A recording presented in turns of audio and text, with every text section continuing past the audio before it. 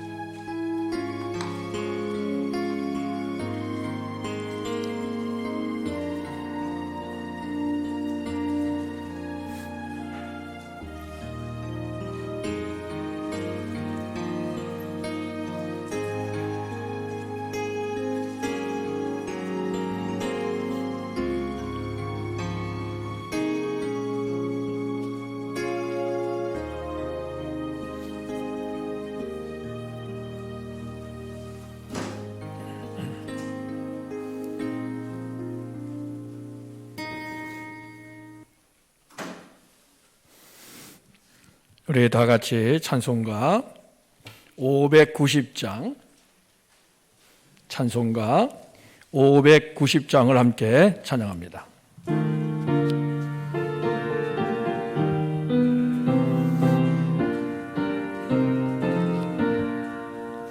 논밭에 오곡백과 거두게 하신 주 목소리가 다듬어 할렐루야 찬양 절 따라 거둔 열매 주님의 은혜라 참 고마우신 너를 다 찬양하라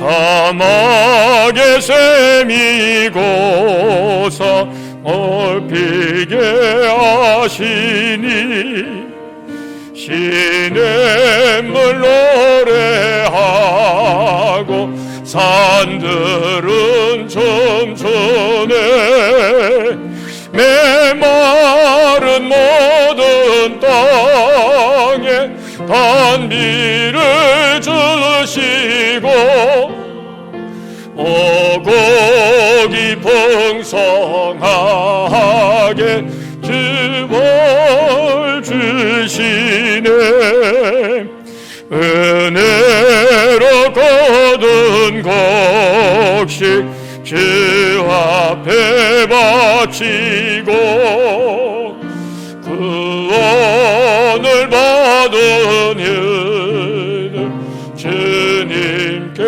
바치세 겸손히 무릎 꿇어 마음을 돌이고 생명을 주신 주님 다 경배드리세.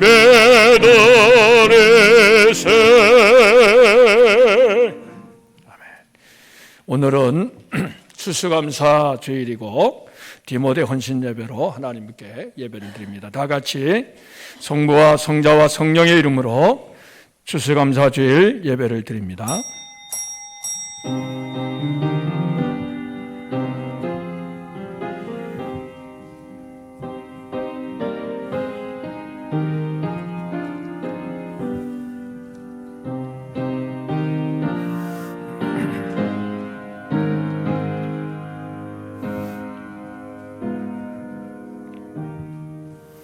여호와께 감사하라. 그는 선하시며 그 인자하심이 영원하미로다.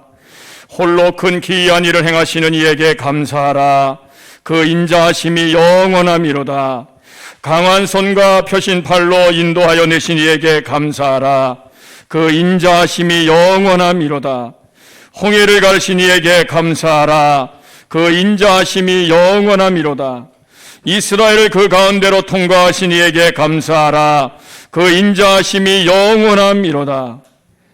바로와 그의 군대를 홍해에 엎드러뜨리신 이에게 감사하라. 그 인자하심이 영원함이로다. 그의 백성을 인도하여 광야를 통과하게 하신 이에게 감사하라. 그 인자하심이 영원함이로다. 하나님은 영이시니 예배하는 자가 영과 진리로 예배할지니라. 아멘. 다 일어나셔서 66장으로 하나님 앞에 감사 찬송을 드립니다.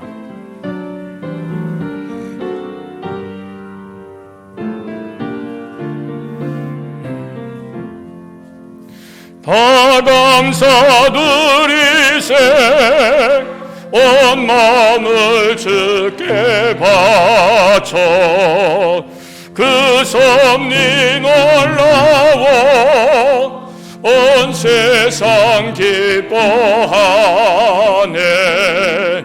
예부터 주신 복 한없는 그 사랑 선물로 주시네. 이제와 영원히 사랑의 하나님 언제나 함께 계셔. 기쁨과 평화에 복 내려 주옵소서.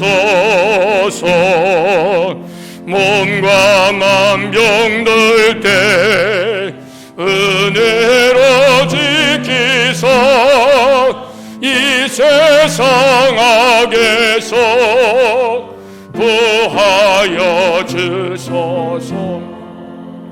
감사와 찬송을 다 주께 드리오라.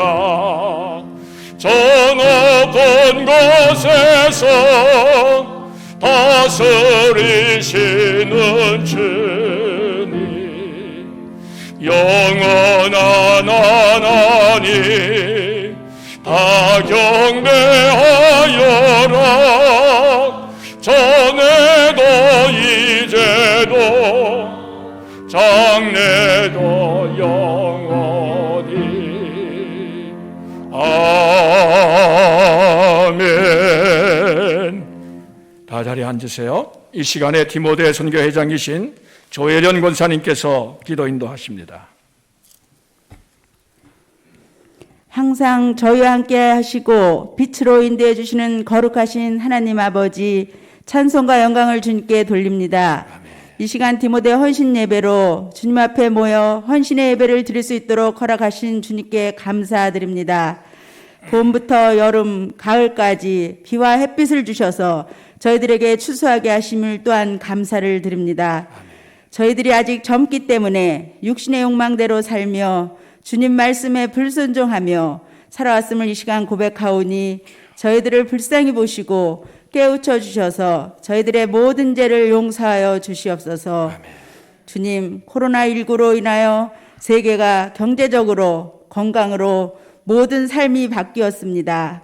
하루속히 코로나19가 종식되게 하시고 다시 한번 기회를 주셔서 저희들이 기도에 힘쓰며 세상에서 살아갈 때 모든 것이 소중함을 깨닫는 저희들이 되게 하여 주시옵소서. 오늘도 단위에 세우신 박기현 목사님 건강으로 지켜주시고 말씀을 전하실 때 능력에 능력을 더하셔서 저희들의 마음이 다시 한번 새 힘을 생기게 하여 주시옵소서. 오늘 이 예배 참석하지 못한 성도님들 기억해 주시고, 병원 혹은 가정의 병상에 있으신 성도님들을 보호하시고 지켜 주시옵소서. 이 예배를 온전히 주님께 드리오며 예수님의 이름으로 기도드립니다. 아멘. 아멘.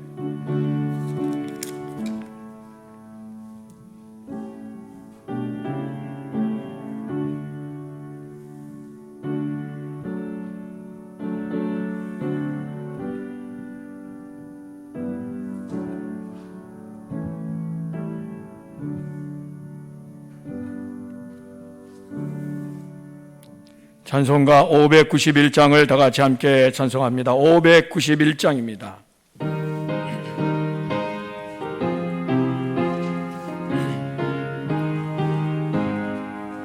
저 밭에 농부 나가 씨 뿌려놓으며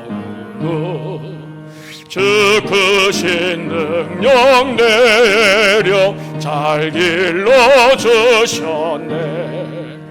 또 사시사철 따라 햇빛과 단비를 저 밭에 내려주니 그 사랑 한없네. 온갖 귀한 선물 주님이 주신 것, 그 풍성하신 은혜를 다 감사드리세. 저 산과 들을 보라 참 아름다구나. 길가에 고운 꽃도 주님의 솜씨라.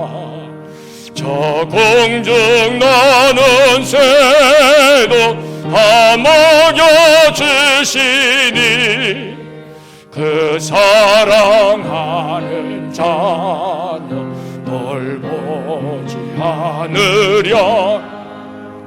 온갖 귀한 선물 주님이 주신 것, 그 풍성하신 은혜를 다 감사드리세. 씨 뿌려 거둔 곡식 주님의 은혜라.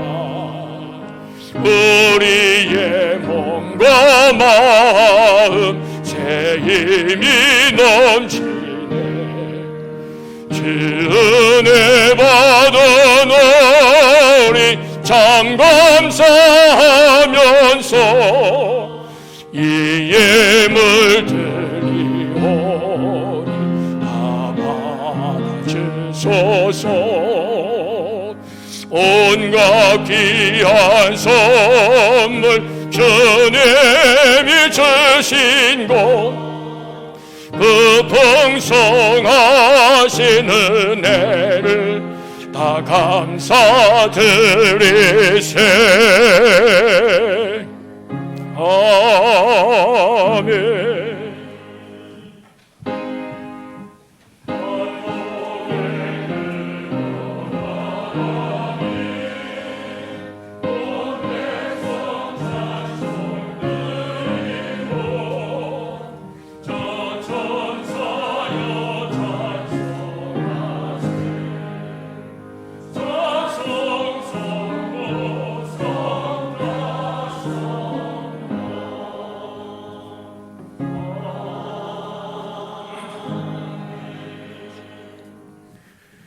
주님의 은혜를 진심으로 감사합니다.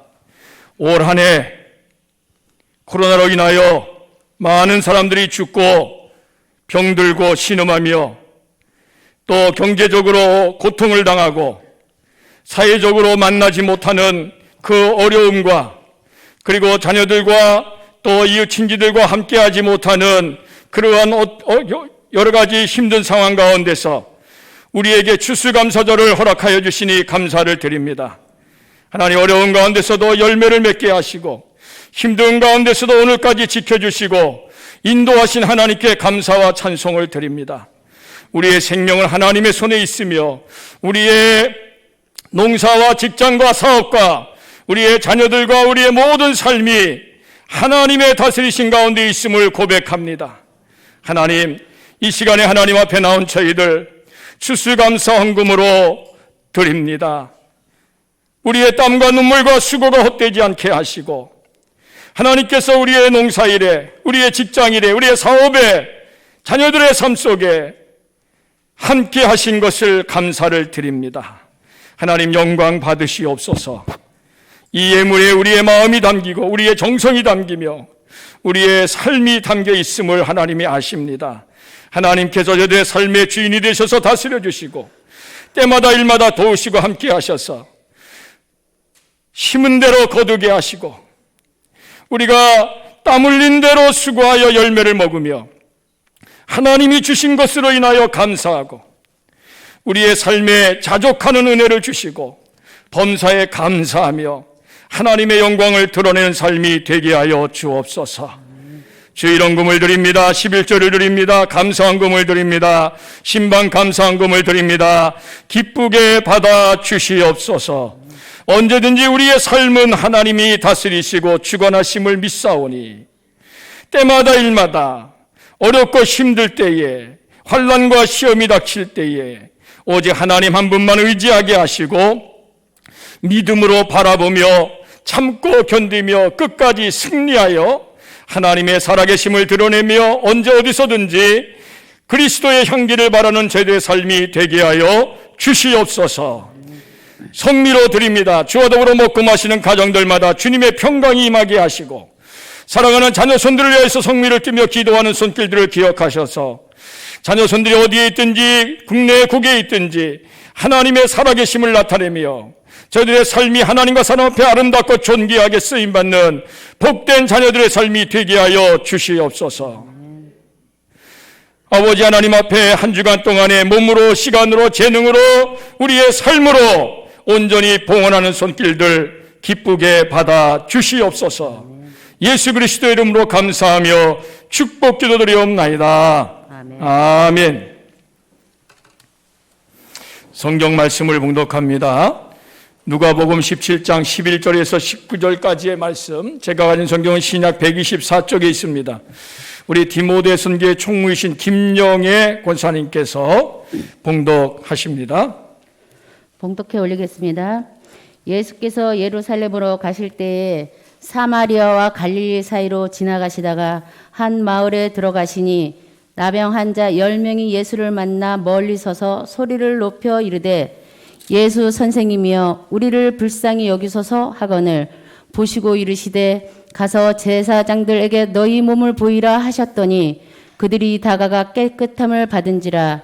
그 중에 한 사람이 자기가 나은 것을 보고 큰 소리로 하나님께 영광을 돌리며 돌아와 예수의 발 아래에 엎드려 감사하니 그는 사마리아 사람이라. 예수께서 대답하여 이르시되 10사람이 다 깨끗함을 받지 아니하였느냐? 그 9은 어디 있느냐? 이 이방인 외에는 하나님께 영광을 돌리려 돌아온 자가 없느냐 하시고 그에게 이르시되 일어나 가라. 내 믿음이 너를 구원하였느니라 하시더라. 아멘. 이 시간에는 우리 디모데 선교회에서 특성으로 하나님 앞에 영광을 돌립니다.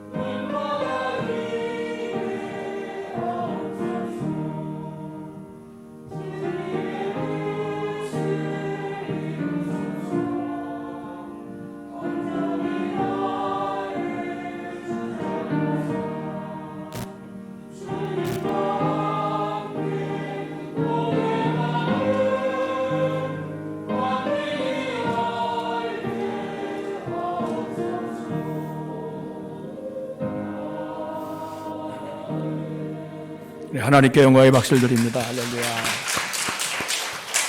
네, 오늘은 추수감사주일을 맞아서 특별히 우리 영상 찬양 은혜 아니면 나서지 못하네 우리 함께 시청하도록 하겠습니다.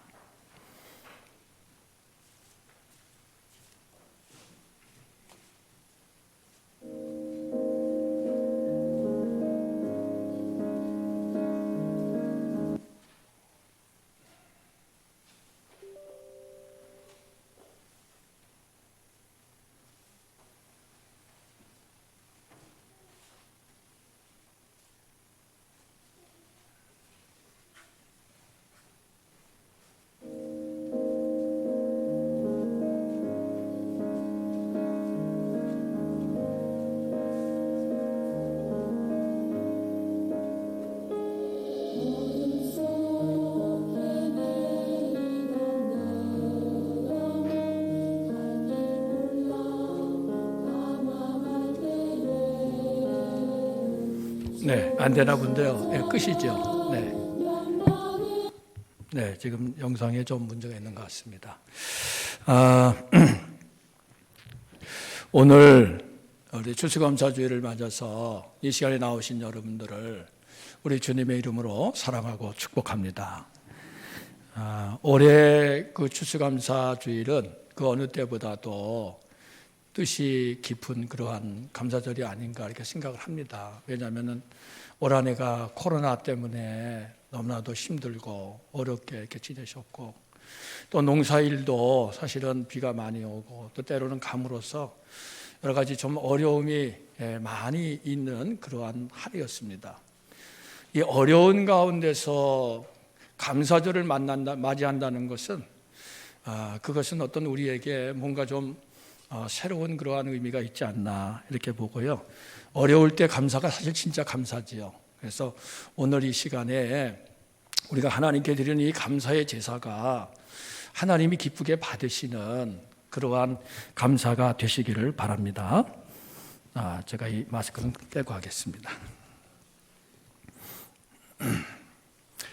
그 유대인의 그 탈무드라고 하는 책이 있는데 거기에 보면은 세 가지 질문이 이렇게 나옵니다.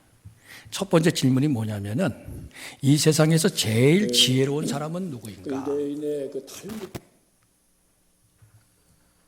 네, 이 세상에서 제일 지혜로운 사람은 누구인가? 라는 그러한 질문입니다. 누가 제일 지혜로운 사람일까요? 이렇게 대답을 합니다. 어떤 경우에 처해도 배움의 자세를 갖는 사람이다.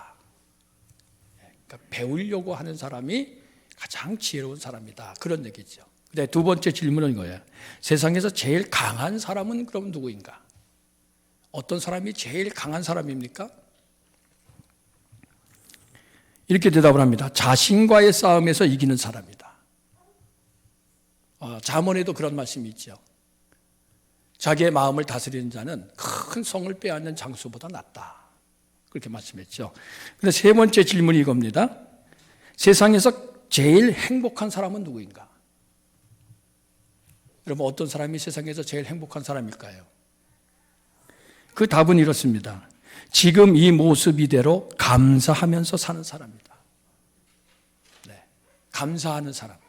근데 그 감사가 어떤 그 조건이 있어서 감사하기보다는 내가 지금 살아가는 이 모습 이대로가 정말 감사합니다. 이렇게 하나님께 감사하는 사람. 여러분은 어떤 사람입니까? 정말 지혜로운 사람이 되기를 원하십니까? 그렇다면 우리도 배우려고 하는 자세, 언제든지 누구에게든지 배워야겠다는 그러한 마음을 가지시기를 바라고요.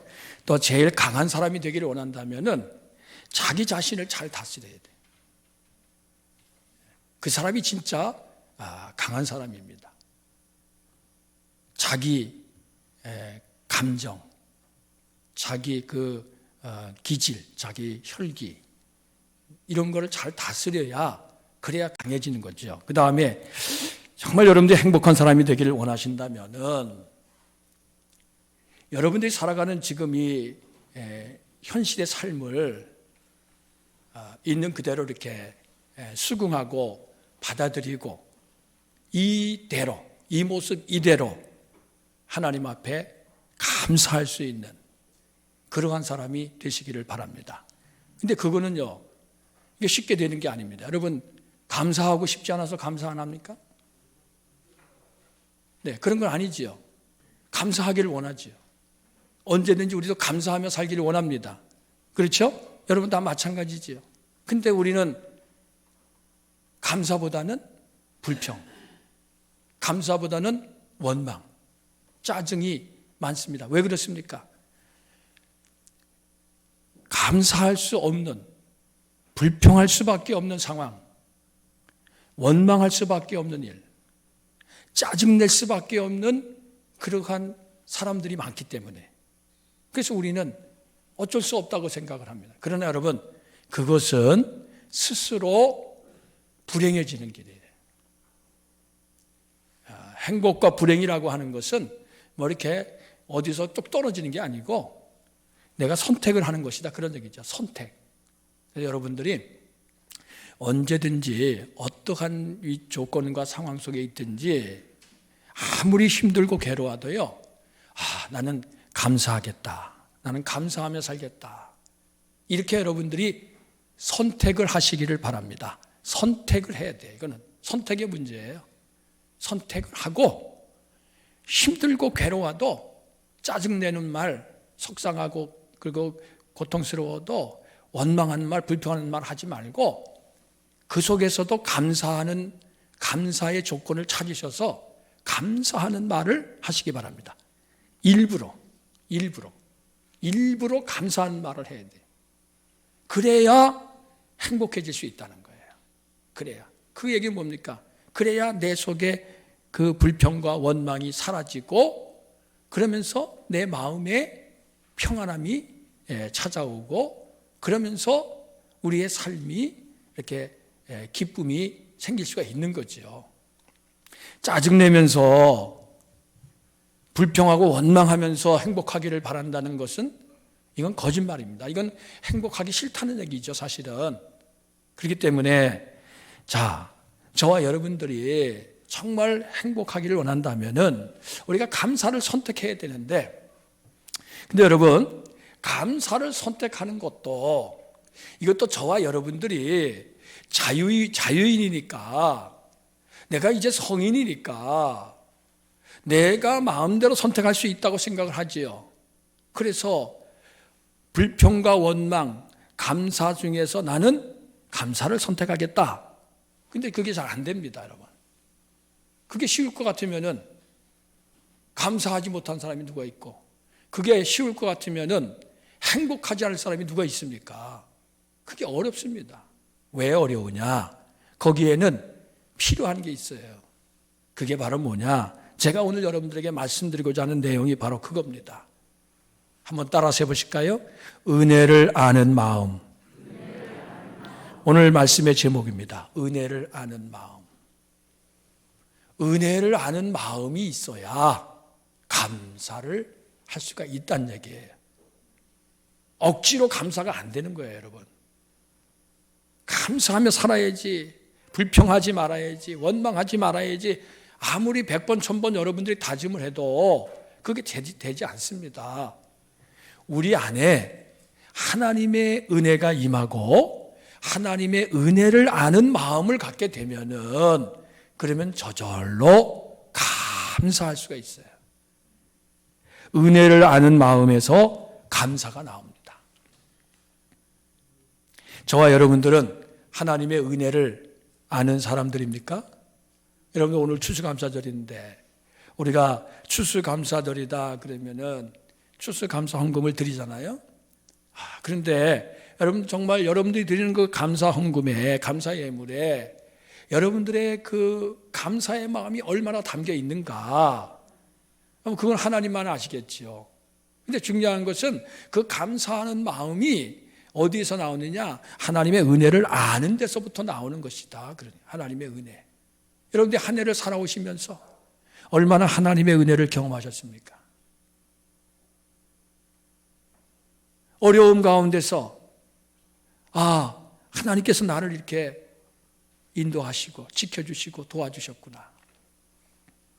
내가 이제까지 살아온 것이 이게 하나님의 은혜구나. 이거를 내가 알아야 진정으로 감사하는 거지요. 추수감사절이라고 감사헌금 안 할 수도 없고, 작년에도 얼마 했으니까 올해도 그냥 하면 되지. 여러분, 이런 마음을 가지고 우리가 만약에 했다면은 그거는 사실 은혜하고는 상관이 없는 거지요. 체면으로 하는 겁니다. 그냥 형식으로 하는 겁니다. 근데 그 체면으로 형식으로 드리는 그것은 하나님이 기뻐하지 않으시지요. 하나님의 은혜를 알고 하나님 앞에 감사할 수 있는 저와 여러분들이 되시기를 바랍니다. 감사라고 하는 것은 하나님의 은혜를 아는 마음이에요. 하나님의 은혜를 아는 마음에서 감사가 나와요. 이거는 인간적으로도 마찬가지예요. 부모님의 은혜를 아는 마음에서 부모님께 대한 감사가 나와요. 어렸을 때에는, 철들기 전에는 부모님의 은혜를 잘 몰라요. 근데 결혼해서 자녀를 낳고 키워보면은, 그러면은 이 자녀를 낳는 거, 그 다음에 자녀를 키우는 거, 이게 보통 힘든 일이 아니구나 하는 것을 이제 체험하게 되니까, 그러면은 부모님 생각이 나지요. 부모님이 나를 낳으시고 기르실 때 이렇게 고생하셨구나, 이렇게 힘드셨겠구나. 이제 그렇게 알게 되니까, 그러니까 부모님의 은혜를 깨닫게 되고, 그래서 부모님의 은혜에 감사하게 돼요. 그래서 자녀도요, 철이 들어야 감사가 되는 거예요. 철 들어야. 부모님이 내가 너한테 해줬으니까 너 감사해라, 그렇게 말한다 그래서 되는 건 아니지 않습니까? 이 뭐든지 다 그렇습니다. 은혜라고 하는 것은 깨달아야 은혜지, 깨닫지 못하면은 은혜가 되지 못합니다. 여러분, 우리가 감사하지 않는 것이 은혜가 없어서, 은혜 받지 못해서 감사하지 않는 것이냐? 그건 아닙니다. 은혜를 받았음에도 불구하고 그것을 깨닫지 못하기 때문에 감사하지 못하는 거예요. 우리 사람은 망각하는 존재, 잘 잊어버리는 게 사람의 특기예요. 특별히 뭘 잘 잊어버리느냐? 은혜 받은 거 잊어버려요. 누가 나를 도와준 거 금방 잊어버려. 누가 내가 어렸을 때에, 내가 어려울 때에 나에게 이렇게 잘해준 거, 그거 금방 잊어버려요. 근데 뭐는 안 잊어버리느냐? 누가 나한테 섭섭하게 한 거, 누가 나한테 속상하게 한 거, 남편이 나한테 속상하게 한 말, 그 말 한마디, 그거는 안 잊어버려. 그래서 보통은 우리가 뭐라고 얘기합니까? 은혜는 어디다 새기고요? 물에 새기고, 그 다음에 원수는 어디에 새기요? 돌에 새긴다. 그런 얘기가 있어요. 은혜는 물에 새겨. 그 물에 새기면 어떻게 됩니까? 물이 흘러가지요. 흘러가면 다 없어져 버려. 다 잊어버려. 원수는 돌에다 새겨. 안 잊어버려. 너 두고 봐라. 꼭 복수하지. 이를 갈고. 그게 인간의 이 모습이에요. 이건 저도 마찬가지, 여러분도 다 마찬가지라고 생각합니다. 자, 그런데 우리가 하나님의 은혜, 그리고 어떤 부모님의 은혜, 아니면 또 어떤 이웃에게 받은 그 은혜, 그것을 잊지 않는 것, 이것이 감사하는 그러한 마음입니다. 그 풀꽃이라고 하는 시로 유명한 나태주 시인이 있는데, 이분이 병원에 오래 입원해서 죽을지도 모르는 그러한 그 위기를 넘겼어요. 그래서 이제 퇴원을 해서 책을 썼는데, 그 책 가운데 감사하는 마음을 이렇게 표현을 했습니다. 병원에서 나온 뒤로 무엇 하나 감사하지 않은 것, 눈물겹지 않은 것이 없다. 숨 쉬는 것도 감사하고, 물 한 잔 마시는 것도 감사하고, 부는 바람도 감사하고, 밝은 햇빛도 감사하고, 고추 잠자리 한 마리 아직도 가을 햇빛 속에 힘없이 날아가는 그것을 보아도 문득 눈물겹다. 더하여 아내와 이렇게 둘이서 산행을 하는 것이 얼마나 크나큰 기쁨의 항목이라 말해야 할 것인가. 병원에서 이제 아마 수술을 받았겠지요. 수술 받고 그리고 고생하다가 죽을 고비를 넘기고 이제 나왔어요. 퇴원했어요. 몸이 좋아져서 퇴원했습니다. 그 나왔을 때에 그 전까지는 그냥 일상적으로 지나치던 것들이 이제는 다 감사한 거예요. 다 감사한 거. 거기에 보내. 숨 쉬는 것도 감사해. 뭐 숨 쉬는 거 여러분들 뭐 이거 당연한 거라고 생각하잖아요. 근데 여러분들 수술을 받으시고 그리고 한번 병원 생활을 해보신 분들은 아실 겁니다. 이게 숨 한 번 쉬려면은 막 그냥 가슴이 아프고 그냥 막 당기고 힘들어요. 수술하신 분들은 알아요. 그 다음에 물 한 잔 마시는 거. 여러분 물 마시는 거 별거 아니라고 생각하지요? 수술 받으면 물도 못 먹게. 예. 그 물 한 잔 마시는 거 이거 얼마나 이게 큰 은혜인지 이거를 깨닫게 되는 거예요. 바람이 부는 거 아무것도 아닌 것 같습니다. 밝은 햇빛 내려쬐는 거 이것도 마찬가지예요.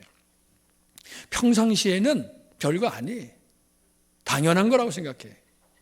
그러나 여러분 그 당연한 게 아니라고 하는 사실을 깨닫는 것이 은혜입니다. 은혜는 그런 거예요. 하나님의 은혜로 사는구나. 내가 살아가는 순간순간이 하나님의 은혜구나. 그거를 깨달을 때에 감사가 나옵니다. 그리고 감사할 때에 행복해지는 거죠. 네.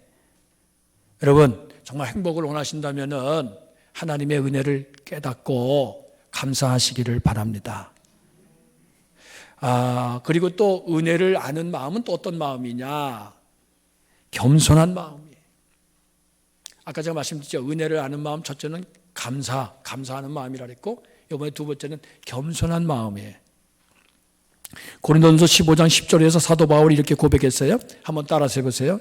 내가 나 된 것은 하나님의 은혜로 된 것이다. 내가 나 된 것은 하나님의 은혜다. 어떻습니까, 여러분? 맞는 말입니까? 여러분들의 현재의 그 모습, 여러분들의 그 삶은 하나님의 은혜로 된 것입니까? 이거를 깨닫는 것이 이게 보통 일이 아닙니다. 사도 바울도요, 부활하신 예수님을 만나기 전까지는 그런 생각을 해본 적이 없어요. 이 사도 바울은 어떤 사람이었는가? 성경에 보면은 비방자, 그리고 폭행자, 그리고 박해자, 예수 믿는 사람을 박해하고 폭행하고 예수를 비방하고 그렇게 살아가는 사람. 여러분 근데 그게 전혀 잘못됐다고 생각하지 않은 거예요. 오히려 그때 당시에는 이 사울이라고 하는 사람은, 예수 믿는 사람은 당연히 박해를 받아야 되고 예수라고 하는 사람은 죽어 마땅한 사람이야. 그리고 예수 믿는 사람은 다 잡아다가 옥에 가두고 씨를 말려야 될 사람들이야. 왜? 이 예수라고 하는 사람이 자기가 직친이 하나님의 아들이라고 신성 모독했어. 하나님의 이름을 모독했어요. 그래가지고 이 유대인들이 예수님을 십자가에 죽일 때에 그 죄목이 뭐였냐? 유대인의 왕이라 이렇게 잡았어요. 그건 뭐예요? 이 사람은 이제 정치범이다 하는 그러한 의미, 반란 괴수다 하는 그러한 그 제목으로 고발하고 그리고 죽였지만은 실제로 그 유대인들이 문제 삼은 것은 신성 모독죄입니다. 하나님의 아들이라고 그랬다는 거예요. 여러분, 하나님은 한 분밖에 유일하신 하나님인데 자기가 하나님의 아들이라 그러니까 그 유대인들이 가만히 있겠어요? 사울이라고 하는 사람도 당연히 반발했고요. 예수 믿는 사람 박해하는 거 당연하다고 여겼어요. 그런데 그가 부활하신 예수님을 만나고 그리고 진리를 깨닫고 하나님의 은혜를 받고 나니까 이게 내가 그게 아니었구나. 이게 내가 정말 잘못된 사람이었구나. 그걸 깨닫게 되고요. 그러한 나 같은 사람이 구원받고 하나님의 자녀가 된 것도 감사한데 땅끝까지 복음을 전하는 이방인의 사도로 삼아주신 것에 대해서 이 바울이라고 하는 사람은 너무나도 고맙게 여겼던 거예요. 그래서 내가 나 된 것은 하나님의 은혜다. 이렇게 고백한 거예요. 나는 하나님의 은혜로 사는 사람이다. 그런 얘기예요. 여러분 어떻습니까? 여러분들은 하나님의 은혜로 사는 분들이 맞습니까? 하나님의 은혜로 산다고 생각하세요? 어떤 분들은 내가 열심히 농사 지어가지고 내가 땀 흘려가지고 아침부터 저녁까지 수고해서 그래서 열매를 거뒀으니까 이건 내가 한 거지. 이거는 내가 그렇게 생각하는 분이 있어요? 열심히 직장 생활하고 사업해가지고 그래서 내가 지금 먹고 사는 거지. 자기 힘을 의지하고 자기의 그 노력과 재능을 자랑하는 사람이 있어요. 하나님의 은혜를 모르는 사람입니다. 우리가 농사일을 하고 땀 흘려 수고하고 직장일 사업을 해도 그래도 여러분 열매를 맺게 하시는 분은 하나님이신 줄로 믿습니다. 열매는 하나님이 주시는 거예요, 여러분. 내가 수고해서 얻었다고 여긴다면은 그건 큰 착각이요, 교만입니다. 하나님이 햇빛을 주시고 비를 내려주시고 바람을 불게 하시고 그리고 이 모든 일들을 인도해 주시잖아요. 하나님이 여러분들에게 건강을 주시고 일할 수 있는 그러한 지혜와 재능을 주시고 또 사업할 수 있도록 하나님께서 도와주시고 공부할 수 있게 인도하시고 이게 하나님의 은혜로 된 것임을 깨달을 때에 우리가 하나님 앞에서 겸손해집니다. 그래서 은혜를 받은 사람은 겸손해져요. 예수 믿으면서도 겸손하지 못하면은 아직 하나님의 은혜를 모르는 거예요. 내가 잘나서, 내가 똑똑해서, 내가 능력이 많아서 그래서 내가 이렇게 쓰임받는다고 생각하는 거지요. 아닙니다, 여러분. 하나님의 은혜로 저와 여러분들이 구원받고 하나님의 자녀가 되었고 하나님 앞에 하나님의 나라를 위해서 쓰임받는 귀한 일꾼이 되었다는 사실을 깨달으시기를 바랍니다. 그럴 때 우리가 하나님 앞에 겸손해져요. 내가 나를 자랑할 게 없구나. 우리가 자랑한다면은 예수님을 자랑하고 우리가 높인다면은 하나님의 이름을 높이시기를 바랍니다. 그게 은혜를 받은 사람입니다. 은혜 아니면 나는 설 수가 없어. 오늘 영상 특성 보여드리려고 했던 게 그거예요. 은혜 아니면 나서지 못하네. 우리는 십자가의 그 보혈의 능력으로 하나님의 구원의 은혜로 우리가 살아가는 거예요. 이것을 깨달으면은요, 언제 어디서든지 우리는 겸손하게 우리가 어떤 일을 했더라도 그건 내가 한 것이 아니라 하나님의 은혜로 하나님이 주시는 힘으로 한 것입니다. 그래서 자랑하지 않고 하나님께 영광을 돌리지요. 저와 여러분들이 날마다 하나님의 은혜를 알고 겸손하게 하나님을 섬기시기를 바랍니다. 여러분 하나님의 은혜를 아는 마음은요 또 한 가지가 있어요. 그것이 바로 뭐냐? 베푸는 마음이다. 제가 지금 세 가지를 말씀드리고 있습니다. 하나님의 은혜를 아는 마음은 첫째는 감사하는 마음, 둘째는 겸손한 마음, 그래서 셋째는 베푸는 마음. 여러분 받은 은혜를 잊어버리는 사람은요 남에게 베풀진 않아. 아깝게 여겨. 근데 받은 은혜가 크다는 것을 아는 사람은요 다른 사람한테도 잘 이렇게 베풀어 나누고 섬기는 삶을 살아가는 거예요.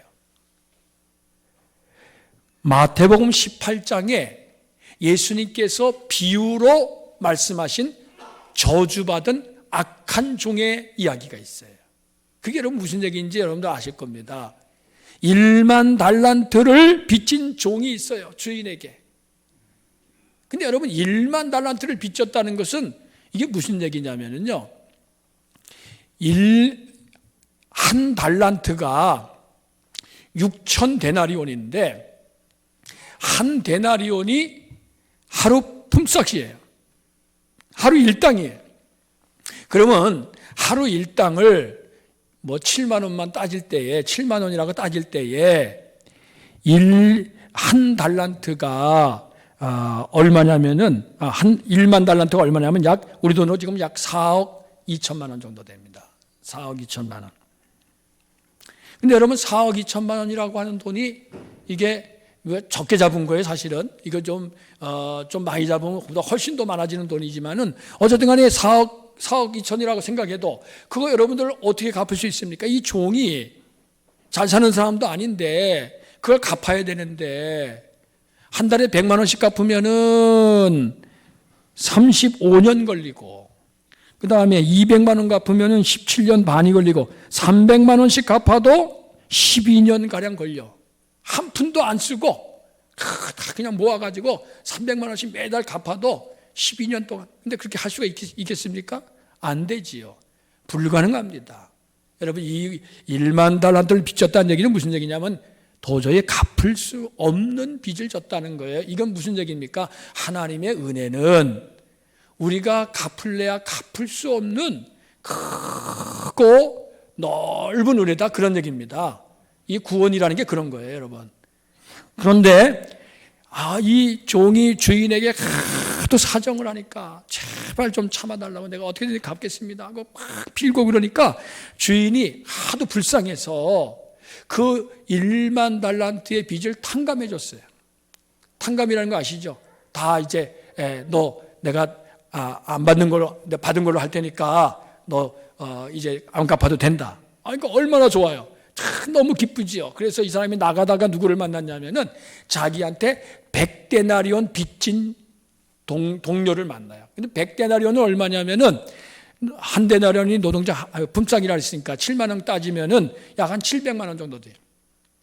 자기는 4억 2천만 원 지금 빚을 탕감받았잖아요. 그런데 이 사람이 그 동료의 멱살을 잡으면서 너 이놈 나한테 왜 빚진 거 안 갚냐고 막 그냥 따지고 그를 해코지하고 너 빚 갚을 때까지 감옥에 좀 유치장에 가둬야 된다. 그래가지고 그 사람을 유치장에 가두는 거야. 그러니까 다른 종들이 보고서 이거 말도 안 되는 얘기다. 그래서 주인한테 그거를 또 알렸어요. 그러니까 주인이 그 사람을 불러가지고 하는 얘기야. 야, 너 내가 너한테 그 많은 빚을 탕감해 줬는데 너는 너한테 빚진 거 그 작은 것도 탕감해 주지 않느냐. 이 나쁜 종, 이 악한 종이구나.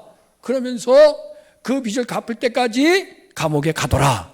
예, 이게 저주받은 악한 종의 이야기예요. 근데 예수님이 왜 그 얘기를 하셨냐면은 용서에 대한 말씀을 하시면서 그 얘기를 하신 거예요. 용서에 대해서. 베드로가 예수님께 사람 형제들이 나한테 잘못을 하면 몇 번이나 용서하면 됩니까? 그러니까 이 사람이 7번까지 하면 됩니까? 이렇게 물으니까 예수님께서 70번씩 7번까지라도 용서해라. 그러시면서 저주받은 악한 종의 비유를 이야기하신 거예요.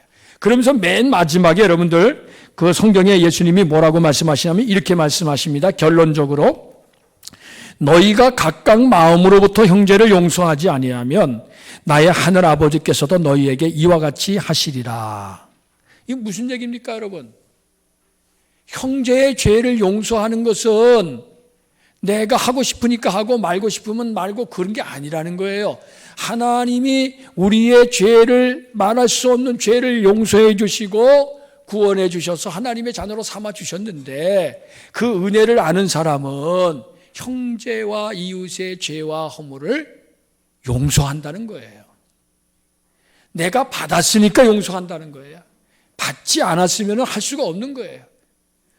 용서하는 용서함을 받았으니까 용서할 수 있고요. 사랑함을 받았으니까 사랑하는 거예요. 우리 안에는 사랑이 없고 용서가 없는데 하나님의 그 사랑, 하나님의 용서를 받고 나니까 우리도 사랑할 수 있는 힘이 생기고요. 용서할 수 있는 힘이 생기고 이웃에게 나눌 수 있는 그러한 힘이 생기는 거지요. 하나님의 은혜를 아는 마음은 이렇게 베푸는 마음. 여러분, 제가 마지막으로 한 가지 이야기를 하고 마치겠습니다. 세계적인 부자 록펠러에 대한 얘기 여러분들 지난번에도 제가 드린 적이 있는데 이 사람이요 애초에는 은혜를 모르는 사람이었습니다. 이 록펠러라고 하는 사람은요 처음에는 수단과 방법을 가리지 않고 돈을 버는 일에 집중한 사람이에요. 예수 믿는 사람인데도 불구하고 그는 돈벌이라고 하면은 수단과 방법을 가리지 않았어요. 그래서 이 사람의 별명이 뭐였냐면은 더러운 자본가, 악의 화신, 그러한 악명을 얻었어요. 이 사람이 얼마나 그 돈을 많이 모았는지 그 미국이라고 하는 나라에서요 거의 대부분의 부를 이렇게 이 사람이 소유할 정도로 많은 돈을 벌었어요. 그래서 이 사람을 견제하느라고 반독점법이라고 하는 법을 만들어 가지고 미국이라는 사회가 시행을 했다는 거예요. 그럼에도 불구하고 이 사람은 43세에 미국의 제1의 사업가가 되었고 53세에 세계 최대의 부자가 됩니다. 억만장자가 돼. 근데 그럼에도 불구하고 이 사람이 행복하지가 않은 거예요. 그리고 55세 때 일생일대의 위기가 찾아오는데 기관지, 탈모증, 신경병, 위궤양, 탈진으로 인해서 이 사람이 쓰러집니다. 그래서 병원에서 정밀 검사를 받았더니만 당신은 1년을 넘기지 못한다라는 사망 선고를 받습니다. 그러니까 이 사람이 큰 충격을 받은 거예요.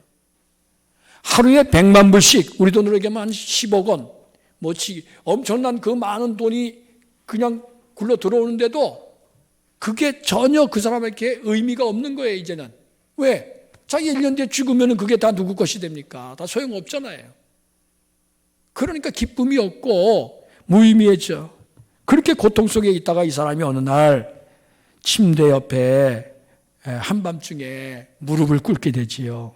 그러면서 하나님 앞에 기도하는데 기도하다가 하나님과 한 약속, 어릴 때 하나님과 한 약속을 기억하면서 눈물을 흘리면서 회개해. 그러면서 그때부터 이 사람이 이제 달라지는데 그때부터 그 록펠러 재단이라고 하는 것을 만들어 가지고 본격적으로 자선 사업과 선교 사업을 시작을 합니다. 나중에는요, 이 재단에 자기의 수입의 절반 이상을 들였다 그래요. 그래서 그 결과로 나타난 것이 뭐냐면은 시카고 대학을 비롯한 12개의 종합대학과 12개의 단과대학을 세웠고요. 뉴욕의 리버사이드 교회를 비롯해서 4,928개의 교회당을 지어서 헌납을 합니다. 그리고 이 사람이요, 그렇게 살다 보니까 한 해를 넘기지 못한다고 이렇게 사망선고를 받았었잖아요. 그런데 그 이후로 자그마치 몇 년을 살았느냐? 43년을 삽니다. 그래서 98세까지 살았어요. 이 사람이 죽기 전에 하나님 앞에 무릎 꿇고 이렇게 기도했다 그래요. 나의 하나님, 내 인생의 전반기 55년은 쫓기며 불행하게 살았지만 지난 43년은 정말 행복했습니다. 그동안 저를 지켜주셔서 감사드립니다. 이제는 여한이 없습니다. 이제 나는 먼저 죽은 그 아내를 만나러 가고 싶습니다. 그러면서 주님 감사합니다. 이렇게 기도를 했다 그래요. 여러분, 받는 자보다 주는 자가 복되다고 말씀하셨지요. 나누고 베푸는 것에 기쁨이 있고 행복이 있다는 얘기입니다. 왜서 그렇습니까? 왜 그렇습니까? 주니까?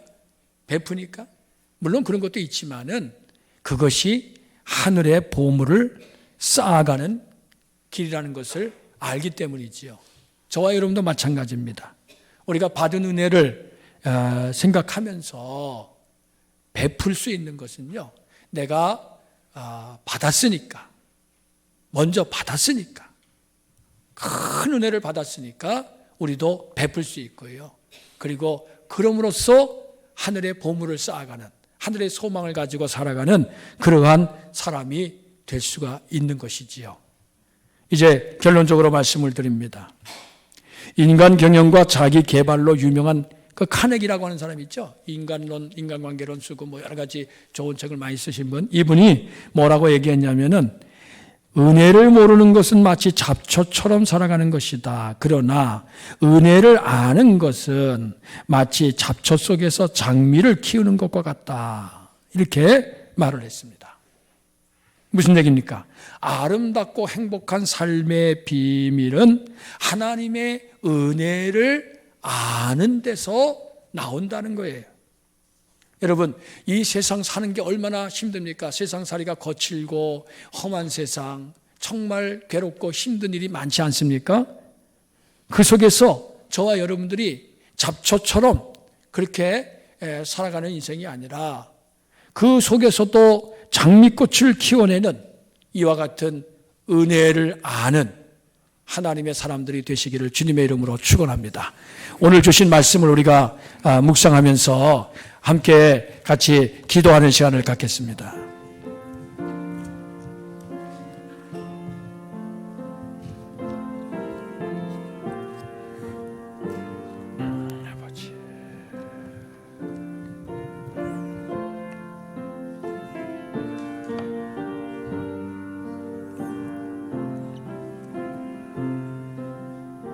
아버지 하나님,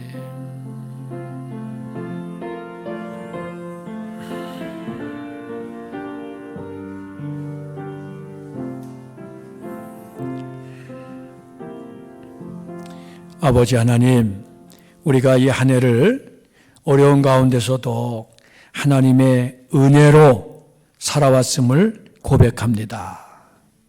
지금까지 지내온 것이 하나님의 은혜임을 고백합니다. 앞으로도 살아갈 모든 날들이 하나님의 은혜 안에서 이루어지기를 소원합니다. 하나님의 은혜를 알고 감사하며 하나님의 은혜 안에서 겸손하며 하나님의 은혜를 기억하여 베푸는 삶을 살아가는 저희들 되게 하여 주시옵소서. 예수 그리스도의 이름으로 기도하옵나이다. 아멘. 우리 옆에 계신 분들과 함께 이렇게 사랑의 인사를 나눕니다. 할렐루야. 주님의 이름으로 사랑하고 축복합니다. 네. 오늘 우리 양사 파출 소장님 나오셨네? 어디 계시죠?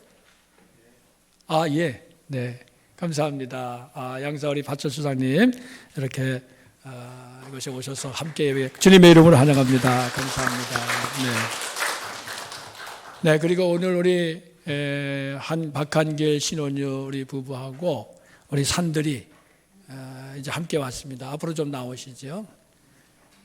100일 지난 지 얼마 안 됐습니다. 그래서 처음 교회에 왔기 때문에 제가 축복 기도 해주겠습니다.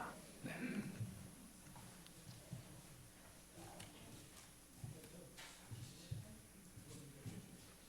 우리 같이 기도하겠습니다. 하나님, 우리 산들이 이 땅에 보내주셔서 이제 100일을 지나고 건강하게 은혜 가운데 자라게 하시니 감사합니다. 하나님께서 앞으로도 지혜와 건강을 주셔서 하나님의 사랑받는 귀한 사랑으로 자라게 해주시고 우리 부모님들에게 하나님을 아는 지혜와 은혜를 부어주셔서 말씀으로 믿음으로 사랑으로 잘 양육하게 하여 주옵소서. 예수님의 이름으로 축복 기도 드립니다. 자, 인사하고 우리 들어가세요. 네, 오늘은 추수감사 주일입니다. 은혜를 아는 마음으로 늘 감사하면서 살아가시기를 바랍니다. 오늘 추수감사 주일에 그 떡을 했는데요. 우리가 식사를 지금 안 하기 때문에 떡을 했는데 여러분들 나가시면서 가지고 가셔서 맛있게 잡수시고요. 그리고 그 오늘 못 나오신 분들이 계시잖아요. 우리 속장님들, 또 속장님들이 안 오셨으면 우리 인도자님들 한 분이 책임지고 잘 보셔서 못 나오신 분들 또는 안 믿는 남편 계신 분들, 이런 분들에게는 떡을 하나씩 챙겨서 꼭 가져가서 감사떡을 함께 나눠주시기를 바랍니다. 그리고 또 감사한 것은요, 오늘 참 이 추수감사절이요, 이 어려운 가운데서 이게 돼지 한 마리를 잡게 됐어요. 여기 보시면 이게 돼지가 있잖아요. 이렇게. 이 돼지가 지금 너무 무거워서 이게 사실 들기가 어려운데, 여기에 이제 우리 조홍한 집사님, 이용래 원사님 그 손자 명진이라고 이렇게 저금을 했는데, 할머니가 또 이렇게 같이 기도 보태기도 했겠지만은 저금을 해가지고요, 이것을 하나님께 이제 드리는 겁니다. 네, 얼마나 감사한지 모릅니다. 네, 하나님께서 이렇게 풍성한 감사절이 될 수 있도록 은혜를 베풀어 주신 것을 감사를 드립니다. 네, 그리고 오늘 여기 이제 감사 바구니 앞에 이렇게 여러분들 한 해 동안 농사 지은 거 이걸 가지고 다 이렇게 가져오셔서 이렇게 장식을 했습니다. 이게 제가 쭉 보니까 여기에 무도 있고 배추도 있고 순무, 고추, 고구마, 호박, 콩팥, 뭐 그다음에 사과, 배, 귤, 감 뭐 이런 것들이 참 많은 그러한 그 열매들이 있어요. 그러니까 한 해 동안 여러분들이 농사 지은 그러한 그 열매, 하나님이 주신 것 너무나도 감사를 드립니다. 그리고 오늘 그 예배 디모데 선교 헌신 예배입니다. 우리 디모데 선교회는 우리 교회에서 그래도 가장 젊은 선교회인데 하나님 앞에 충성하는 귀한 일꾼이 될 수 있도록 기도해 주시기를 바라고요. 그리고 예배 후에 식사하고 교회 김장을 합니다. 그래서 우리 여선교회를 비롯해서 우리 남선교회들도 같이 이렇게 도와주시면 좋습니다. 그래서 같이 네? 안 돼요? 안 도와줘도 돼요? 그래요? 그래도 도와주면 좋을 텐데 왜? 사모님이 다 하시려는. 네, 그래서 함께 여러분들 수고해 주시고요. 그리고 가을 대신방이 지금 진행 중에 있습니다. 이번 월요일과 금요일은 베다니 속과 베델 속입니다. 그리고 역사관이 그동안에 이제 임시 휴관 중에 있다가 지난주부터 오시는 분들 10명 내외까지는 우리가 이렇게 받아서 안내를 해드리고 있습니다. 그리고 그 이상 되시는 분들은 가급적이면 이렇게 오셨다가 이렇게 둘러보고 하실 수 있도록 그렇게 안내를 하고 있습니다. 여러분께서 기도해 주시기를 바라고요. 그리고 이제 교회 홈페이지를 지금 그 구축하려고 준비 중에 있는데 우리 장로님들 그 사진, 지난번에 역사관 꾸밀 때 사진이 있는데 그 사진이 지금 보관이 안 돼 있어요. 그 회사에도 보관이 안 돼. 그래서 그걸 사용을 못 하고요. 그래서 우리 장로님들이 그 명함판 사진이 있으시면은 꼭 주시고, 그리고 파일로 주시면 더 좋습니다. 꼭 기억해 주시고요. 코로나 새 거리두기가 지금 이제 시작이 됐습니다. 그래서 마스크 착용이 의무화가 됐는데 여러분들 어디서든지 이렇게 마스크 잘 착용하시고요. 요새 이렇게 조금 그 확진자들이 좀 늘어나고 있지 않습니까? 그래서 정말 조심해야 될 그러한 단계가 아닌가 이렇게 생각이 됩니다. 그리고 다음 주일 1층 예배는 예루살렘 1속과 2속이 드리겠습니다. 우리 선교사님들을 위해서 중보기도 해 주시기를 바라고요. 어려운 가운데서도 열심히 선교하고 있습니다. 우리 선교지에서 온 편지에 주보에 제가 수록을 했는데 보시면서 기도 제목을 위해서 함께 기도해 주시기를 바랍니다. 다음 주일은 우리 문화부 주간 예배를 드리겠습니다. 한 주간 동안 우리 교회를 위해서 많은 분들이 이렇게 몸으로, 시간으로, 재능으로 봉사하신 분들이 많은데 감사드리고요. 또 이 국가 화부는 우리 지난번처럼 우리 황봉래 원사님이 6점을 더 이렇게 보내주셔가지고 아주 국화꽃이 아래층에도 그렇게 만발하게 너무 좋은 것 같습니다. 감사드립니다. 이제 우리 다 같이 일어나셔서 주기도송 함께 찬양하겠습니다.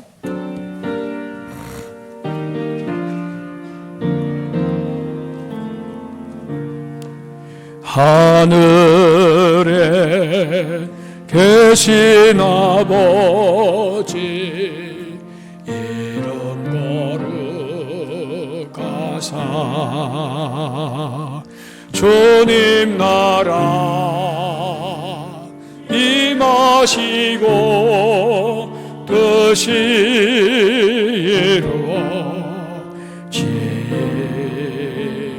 이루어지다.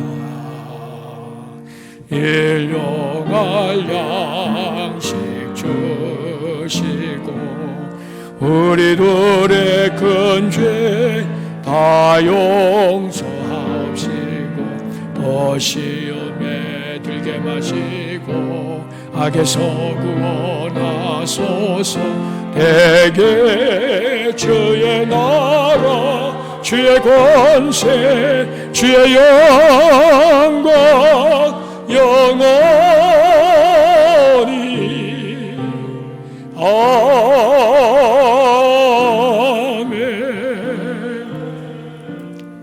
성부 성자 성령 성삼일체 하나님의 은혜와 사랑과 교통하심이 사랑하는 온 교회와 이 나라 이 민족의 온 세계 가운데 영원히 항상 함께 하시기를 축원하옵나이다.